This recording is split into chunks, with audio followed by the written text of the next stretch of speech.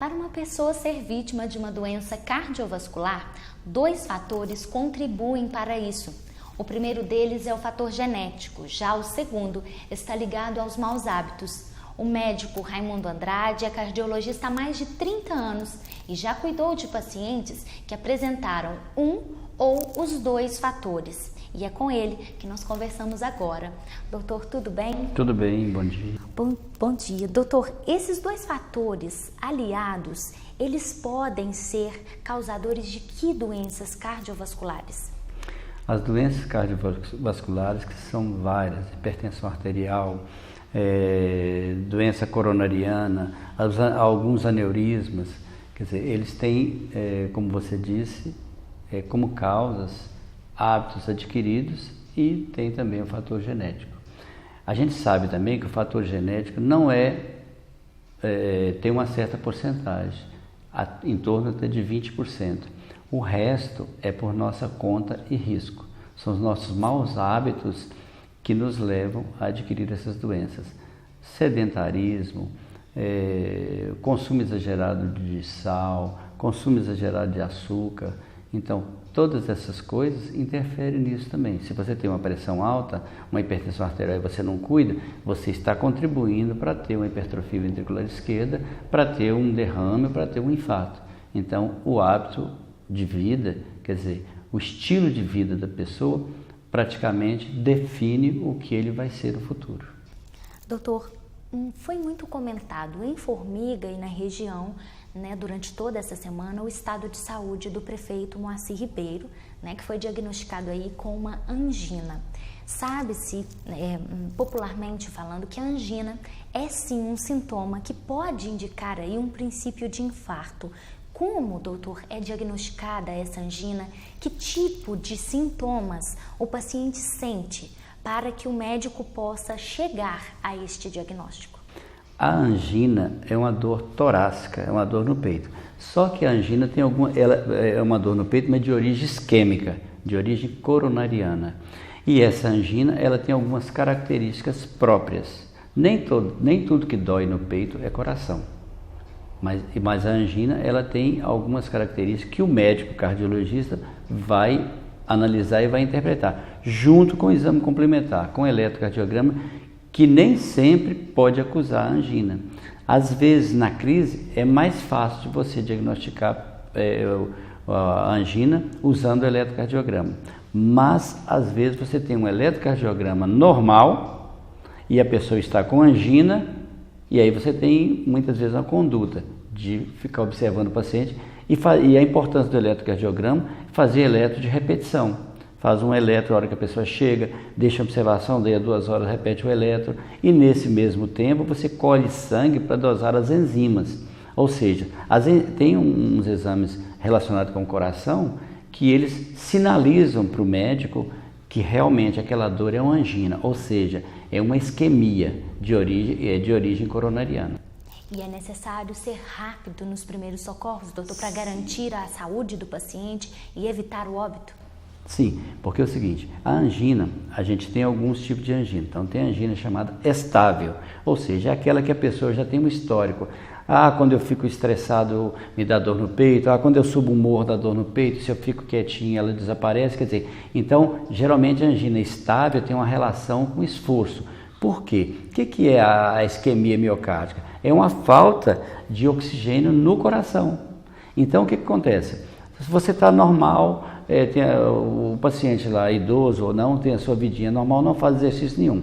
Aí está tudo bem. Mas é quando ele se esforça, a quantidade de oxigênio que deveria chegar não chega. Por quê? Porque ele provavelmente tem uma obstrução em alguma das coronárias e essa obstrução não deixa o sangue passar na quantidade necessária. Então, falta o oxigênio. E tem também a angina chamada instável, ou seja, aquela angina de recente começo que vai crescendo, e se você não abortar aquela angina, você pode ter um infarto, porque a angina é isquemia, evolui para uma angina instável, e infarto já é morte de uma parte do músculo cardíaco. Aí sim é mais complicado. Tudo isso é chamada doença, é uma síndrome coronariana.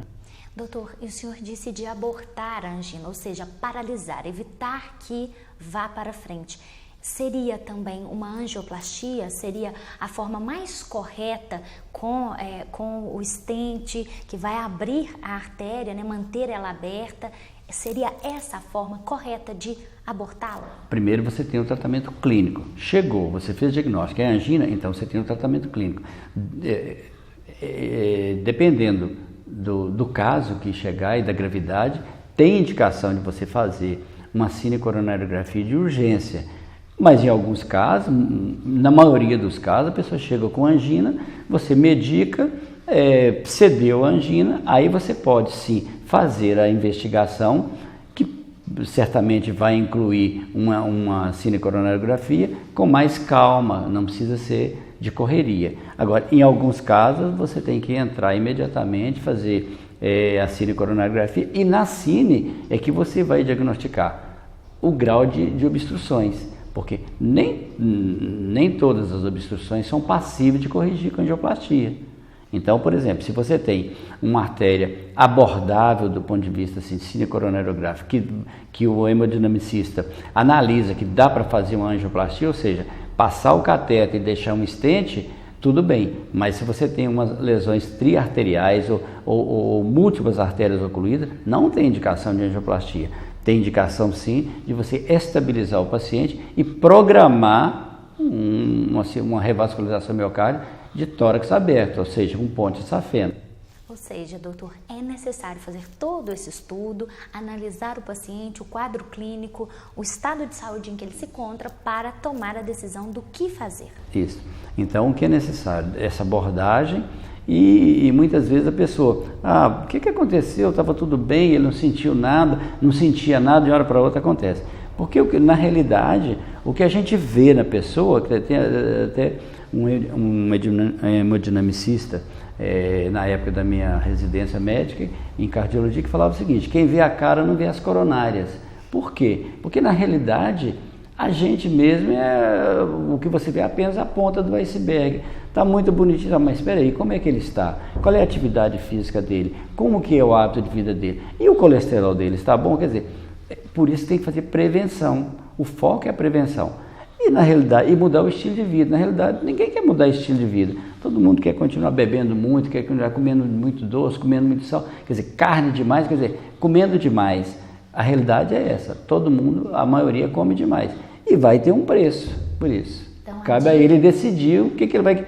Tem uma frase interessante que é o seguinte: ou você passa a vida cuidando da sua saúde ou cuidando da sua doença. Quer dizer, você decide. Ou seja, doutor, para quem quer evitar esses problemas, é necessário mudar esses hábitos, comer de uma forma saudável, alimentar-se bem e também aliar isso aos exercícios físicos para manter esse coração bom. Sim, porque o exercício físico... E outra questão também, por exemplo, a questão da ansiedade crônica. Está todo mundo ansioso. Eu vejo aqui no consultório que a gente faz também exame de medicina do trabalho, todo mundo está ansioso com o trabalho. Por que está ansioso? Então tem que analisar isso, que a ansiedade crônica hoje é um grande fator de risco. Muitas vezes a pessoa está com tudo direitinho e tal, tem uma história genética, mas tem uma ansiedade crônica que também é um fator de adoecimento. Então é importante analisar essas coisas. E tem que entender também o seguinte: tem hábitos de vida que você não... Tem coisas na vida, que você, é um fator de risco, que você não consegue modificar. Idade. Não tem jeito de mudar. Ser homem. Homem tem, por tendência, mais doença coronária do que as mulheres. Apesar de que as mulheres estão chegando, porque mudou o estilo de vida, trabalhando muito, ansiedade crônica, fumando. Isso, quer dizer, então isso você não pode mudar. A genética, você não pode mudar. Então, essa porcentagem da genética, você carrega consigo. Então, o que acontece? Você tem que fazer a sua parte. Acho que esse é o foco. Com certeza. Doutor, muito obrigada pelos esclarecimentos. Nada, espero que tenha ajudado alguma coisa. Com certeza. Bom, e se você tem alguma sugestão para o quadro Viva com Saúde, envie um WhatsApp para nosso número, que é o 37 9987 5100. Eu vou ficando por aqui, mas na próxima edição nós temos um encontro marcado. Até lá!